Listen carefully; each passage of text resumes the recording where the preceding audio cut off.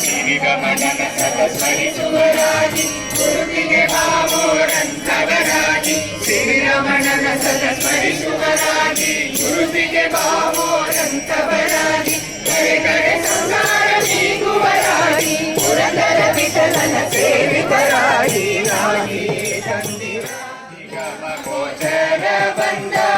ನಿತ್ಯ ತೃಪ್ತನು ಬಂದ ನಗೆ ಮುಖ ಪುರಂದರ ಪೀಠದ ಬಂದನು